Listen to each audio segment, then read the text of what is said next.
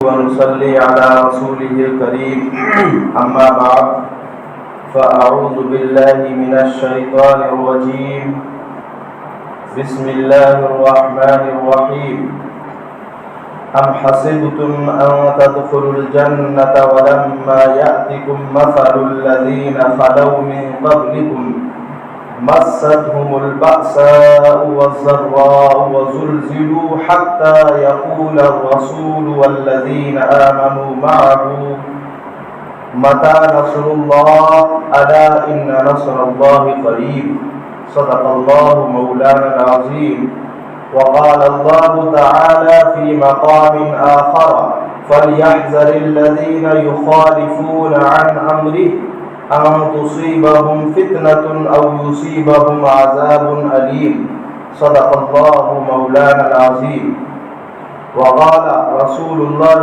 صلى الله عليه وسلم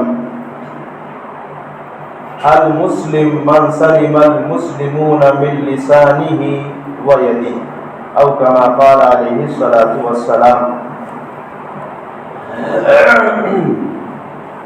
کہ محمد سے وفا تو نے تو ہم تیرے ہیں کہ محمد سے وفا تو نے تو ہم تیرے ہیں یہ جہاں چیز ہے کیا لوح و قلم تیرے ہیں۔ میرے محترم بزرگوں عزیز ساتھیوں، میں نے جو آیات کریمہ تلاوت کی اس میں اللہ رب العزت نے ایمان والوں کا ذکر فرمایا ہے اور دو چیزیں بتائی ہیں۔ میں نے دو آیات پڑھی، اس میں دونوں چیزیں الگ الگ ہیں۔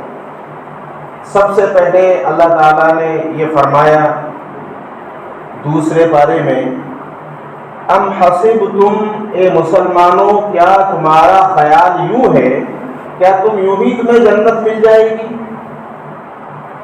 جنت کا یقین جس کو نہیں وہ ایمان والا نہیں، وہ ایمان والوں کی لسٹ سے باہر ہو گیا۔ جس کا یقین قبر کے اندر سوال و جواب کا نہیں، جس کا یقین حشر کے میدان میں کھڑے ہونے کا نہیں، جس کا یقین یہ نہیں کہ مجھے اللہ کے سامنے کھڑا ہونا ہے، وہ ایمان والا نہیں۔ خالی ایمان نماز کا نام نہیں ہے۔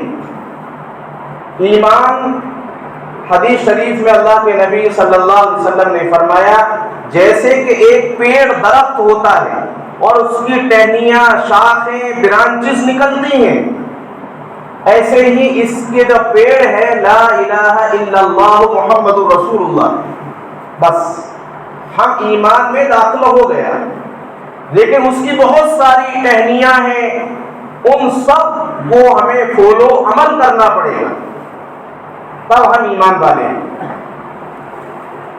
تو اللہ رب العزت نے قرآن کریم میں ایک سوال کو اٹھایا ہر مسلمان کے لیے، ہر ایمان والے کے لیے، چاہے کالا ہو، گورا ہو، غریب ہو، امیر ہو، چاہے دنیا کے کسی بھی کونے میں رہنے والا ہو۔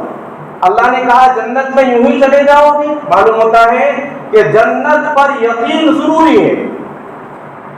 نبی علیہ الصلوۃ والسلام نے جنت پر یقین بھی ضروری بتایا، اس لیے بہت سے کہتے ہیں قبر کا حال مردہ جانے، یہ بعض نے کہا کفر ہے۔ کیوں جانے مردہ؟ کیا نبی تمہارے بتا کر نہیں ہے؟ کیا قرآن نے نہیں بتایا کہ وہاں کے حالات یہ ہیں؟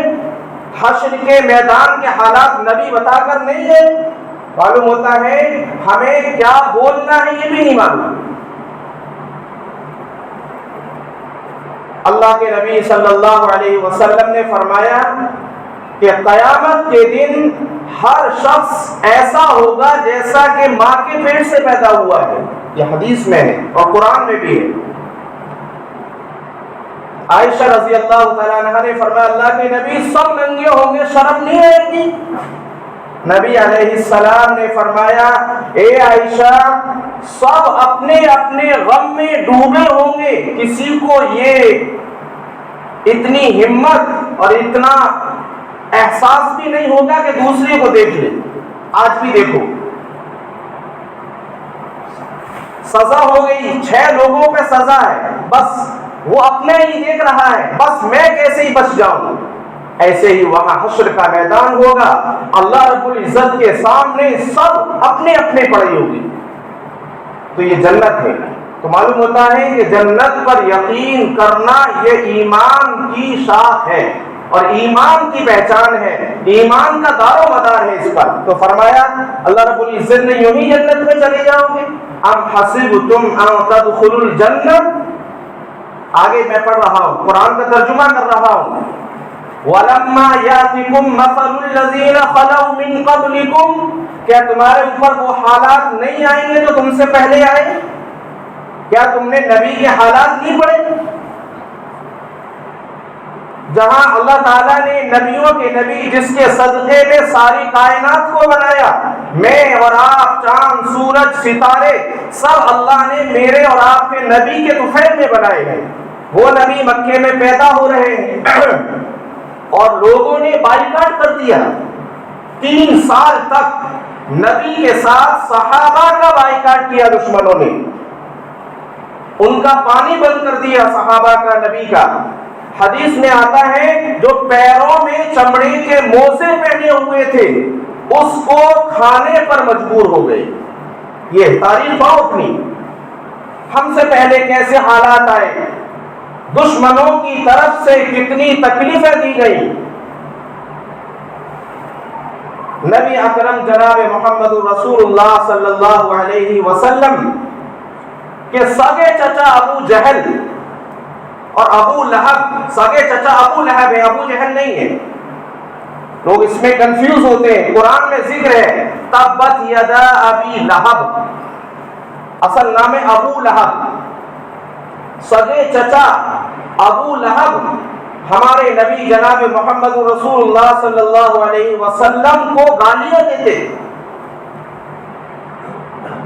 اللہ رب العزت نے ذکر کر دیا، تا قیامت بتا دیا، اے لوگوں سب سے پہلے اسلام اور ایمان ہے، تمہارا بیٹا ہو بھائی ہو سب سے پہلے اسلام اور ایمان ہے۔ اللہ رب العزت نے قرآن میں ذکر کر دیا تبت یدا ابی لہب، ابی لہب و تب، پورا اللہ رب العزت ذکر کر دیا کہ برباد ہو جائے ابو لہب، اور برباد ہوا سگا چچا نبی کا۔ ما اغنا عنہ مالہ وما کسب، نہ مال اس کے کام آیا نہ اس کے کرتوت کام آئے۔ آگے فرمایا اس کی بیوی یعنی نبی کی سگی چچی، وہ نبی علیہ السلام کے چلنے کی جگہ پر کانٹوں کو بچھاتی تھی، کانٹے لاد کر لاتی تھی سر پر، اور جہاں میرے اور آپ کے نبی کے قدم مبارک پڑتے وہاں بچھاتی تھی۔ بس ان کو یہ ہوتا تھا کہ ہمارا یہ ہے کہ نبی کو تکلیف دو۔ آج بھی دشمن یہی ہے، جہاں مسلمان ملتا ہے دشمن سوچتا ہے تکلیف دو، چاہے اس کی غلطی ہو یا نہیں۔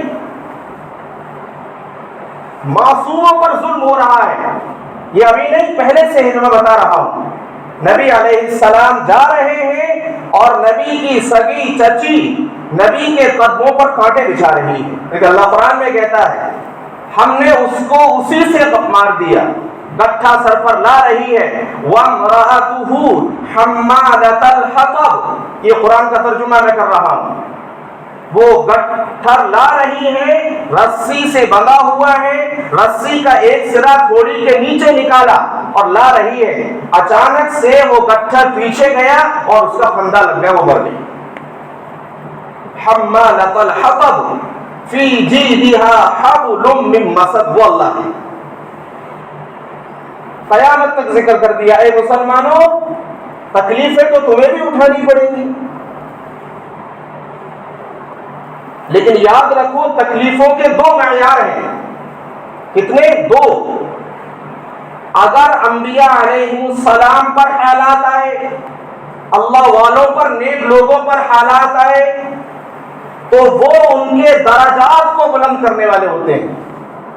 نبی کوئی گناہ نہیں کرتے، نعوذ باللہ، نبی معصوم عن الخطا، آدم علیہ السلام سے لے کر آخری نبی جناب محمد رسول اللہ صلی اللہ علیہ وسلم تک جتنے بھی انبیاء علیہ السلام تشریف لائے وہ کبھی کوئی غلطی نہیں کر سکتے، وہی کرتے ہیں جو اللہ رب العزت کا حکم اور آرڈر ہوتا ہے۔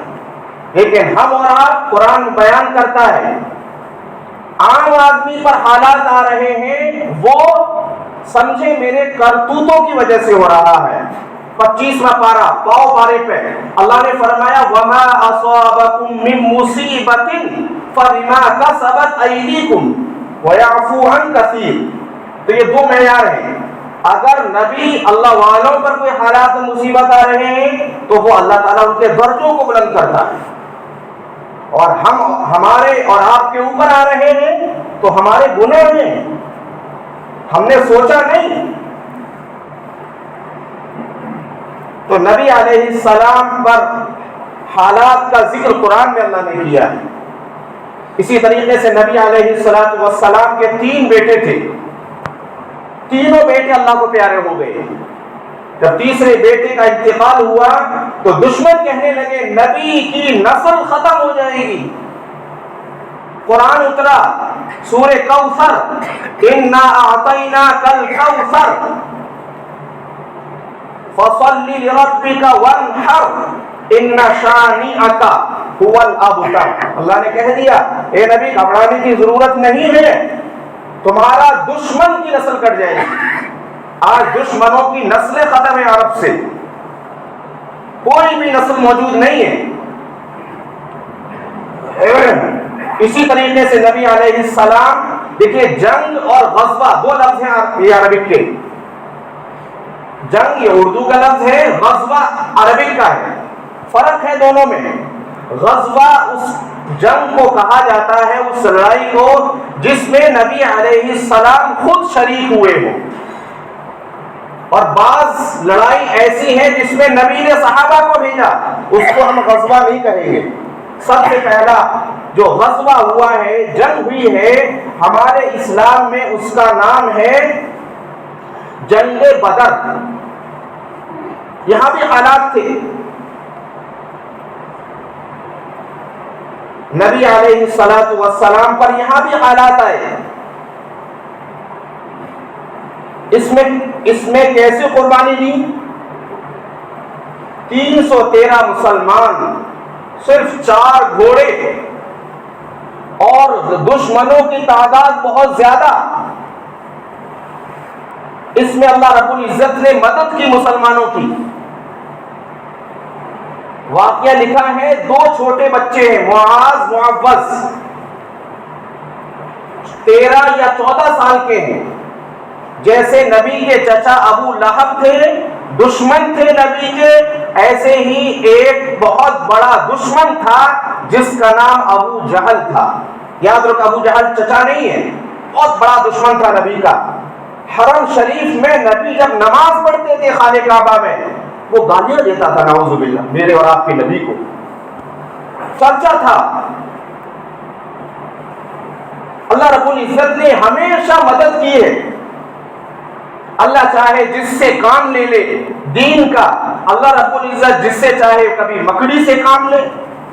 جیسے گفا میں، ایک غار ثور میں نبی کو تلاش کرتے جب دشمن پہنچے تو مکڑی نے جالا تن دیا۔ تو یہاں اللہ رب العزت نے 2 بچوں سے کیسے کام لیا؟ اسی جنگ بدر میں 2 چھوٹے بچے جن کا نام معاذ معوذ، دونوں بھاگے بھاگے ایک صحابی کے پاس آئے جن کا نام ہے عبد الرحمن، اور کہنے لگے دونوں بچے حضرت یہ بتاؤ وہ ابو جہل کہاں ہے جو نبی کو گالیاں دیتا ہے؟ حضرت عبد الرحمن رضی اللہ تعالیٰ فرمانے لگے بچوں سے تم کیا کرو گے اس کا؟ وہ تو دشمنوں کفاروں کا سردار ہے، بہت بڑا ہے، کہ آپ بتا دیجئے کہاں ہے۔ اچانک سے وہ سامنے آ گیا، عبد الرحمن رضی اللہ تعالیٰ نے اشارہ کیا دیکھو وہ جا رہا ہے۔ دونوں لپکے، ایک نے تلوار سے گھوڑے پہ وار کیا، گھوڑا گرا، دوسرے نے گردن میں کر دی۔ جیسے ہی دونوں بچوں نے مارا، دشمن بچوں پر حملہ کرنے لگے۔ ایک بچے کے سیدھے کاندھے پر دشمن نے تلوار ماری، جو یہ ہاتھ کندھے سے الگ ہو گیا مگر کھال میں لٹک رہا تھا، لیکن وہ بچہ گھس گیا دشمنوں میں، تلوار کو الٹے ہاتھ میں لیا اور لڑنا شروع کرا۔ لیکن یہ تاریخ بتا رہی ہے ہمیں کہ نبی کے دور کے، صحابہ کے دور کے بچے پورا دین جانتے تھے۔ آج ہمارے بچوں کو وضو نہیں پتا، ہمارے بچوں کو نمازیں نہیں معلوم۔ وہ دیکھو معاذ معوض لڑ رہا ہے وہ بچہ، اب لڑنے میں الٹے ہاتھ سے سیدھا ہاتھ جو لٹک رہا ہے کھال میں، وہ آڑے آ رہا ہے۔ اس بچے نے اپنے پیر کے نیچے اس ہاتھ کو دبایا اور کھینچا پھینک دیا۔ یہ ہماری تاریخ ہے مسلمانوں کی۔ اسلام اور مسلمان کبھی بزدل قوم نہیں ہے، بزدل ہمیں بنایا جا رہا ہے۔ ایک کتاب میں نے پڑھا کہ یہ جو باہر کے کھانے ہیں جو ہمارے گھروں میں چلن ہیں، اس میں سب سے زیادہ ہمیں بزدل ان چیزوں سے بنایا جا رہا ہے، ہمیں پتہ بھی نہیں چلتا۔ بہرحال تو یہ جنگ بدر ہے جہاں ابو جہل کا خاتمہ کر دیا، بچوں نے کر دیا۔ اور کون تھا وہ؟ بہت بڑا سردار مکے کا۔ تو اللہ جس سے چاہے کام لے۔ اس کے بعد ایک جنگ ہوئی، جنگ احد۔ میں نے بتایا دو چیزیں ہیں۔ اللہ رب العزت قرآن میں کہتا ہے جب تم نبی کے مخالفت کرو گے، فَلْيَحْذَرِ الَّذِينَ يُخَالِفُونَ عَنْ أَمْرِهِ أَن تُصِيبَهُمْ فِتْنَةٌ أَوْ عَذَابٌ أَلِيمٌ۔ چاہے وہ کوئی بھی ہو، نبی کے کہنے پر نہیں چلے گی امت، ہم اور آپ نبی کے کہنے پر نہیں چلیں گے تو ہمارے اوپر عذاب آئے گا۔ نبی علیہ ایک جنگ ہے، جنگ احد، پہاڑ کا نام ہے، وہیں اس کے پاس جنگ ہوئی ہے۔ نبی علیہ السلام نے ایک چھوٹا سا ٹیلا ہے جبل رومات، وہاں 50 صحابہ کو لگا دیا، یہاں سے نہ اترنا جب تک میں نہ کہوں۔ آپس میں جنگ ہوئی، اللہ رب العزت نے مسلمانوں کو کامیاب کر دیا، فتح ہو گئی، وہ بھاگے، دشمن بھاگے۔ مسلمانوں نے مال غنیمت لینا شروع کر دیا، مال چھوڑ کر بھاگے۔ اب یہ جو 50 صحابہ تھے اس ٹیلے پر، اس چھوٹی سی پہاڑی پر، وہ یہ آپس میں کہنے لگے چلو ہم بھی چلتے ہیں، لیکن ان میں اختلاف ہو گیا۔ 40 اتر آئے، 10 ڈٹے رہے کہ نہیں۔ نبی علیہ السلام یہ کہہ کر گئے تھے کہ جب تک میں نہ کہوں یہیں رہنا۔ بس جیسے دشمنوں نے دیکھا یہ ٹیلا بڑا اہم آج بھی ہے، الحمدللہ دیکھا ہے، تو اس ٹیلے پر 10 صحابہ موجود تھے، بس دشمن نے دیکھا اور پھر دوبارہ حملہ کر دیا، اس کے اوپر چڑھ گئے ٹیلے پر اور مسلمانوں پر تیرے برسانا شروع کر دیا۔ اس میں 70 مسلمان بڑے بڑے صحابہ شہید۔ یہ جنگ جیتی ہوئی ہار کیسے گئے؟ نبی اکرم صلی اللہ علیہ وسلم کی مخالفت، حالانکہ انہوں نے جان بوجھ کر نہیں کی تھی، بس آپس میں اجتہاد میں اختلاف ہو گیا کہ نبی نے کب تک کے لیے کہا تھا۔ آج ہم اور آپ دیکھیں اپنی زندگی میں، ہم تو جان بوجھ کر نبی کی مخالفت، صبح سے لے کر سونے تک کے ہم اپنے ٹائم دیکھیں، شیڈول دیکھیں، ہم کیا کر رہے ہیں، ہمارا سونا کیسا، ہمارا کھانا اور پینا کیسا، ہمارے کپڑے کیسے، ہمارا لباس کیسا، ہمارے گھر کیسے، ہمارے بچے اور بیوی کیسے، ہم کیا کر رہے ہیں۔ عذاب تو آنا ہے، حالات تو آنے ہیں، ہم جان بوجھ کر نبی کی مخالفت کر رہے ہیں ہر عمل میں۔ تو اللہ رب العزت قرآن میں کہتا ہے کہ جنت یوں ہی مل جائے گی۔ عمر رضی اللہ تعالیٰ عنہ نے جب مسجد اقصیٰ کو فتح کیا 636 عیسوی، 571 عیسوی میں ہمارے نبی جناب محمد رسول اللہ صلی اللہ علیہ وسلم دنیا میں تشریف لائے۔ 636 میں مسجد اقصیٰ کو فتح کیا عمر رضی اللہ تعالیٰ عنہ نے، اور جب عمر رضی اللہ تعالیٰ عنہ آ رہے تھے سوار ہو کر اپنے اونٹ پر، تو بڑے بڑے جو عالم تھے ان کے یہودیوں کے، انہوں نے بھیجا کسی کو جاؤ دیکھ کر آؤ یہ پیمد کتنے ہیں۔ عمر پیمد لگا ہوا کرتا پہن کر جا رہے ہیں، تو جتنے پیمد کے لکھے ہوئے تھے انہوں نے جا کر گنے تو 2 پیمد کم تھے۔ عمر رضی اللہ تعالیٰ عنہ سمجھ گئے، دونوں بغلوں کو اٹھایا، 2 وہاں تھے، یہی ہے وہ جو مسجد اقصیٰ کو فتح کرے گا، یہی ہے نبی کا چاہنے والا، یہی ہے عشق نبی۔ آج ہمارا عشق نبی ختم ہو گیا. نبی اکرم صلی اللہ علیہ وسلم کو کوئی بھی برا کہے, کوئی بھی, ہم خاموش رہتے ہیں.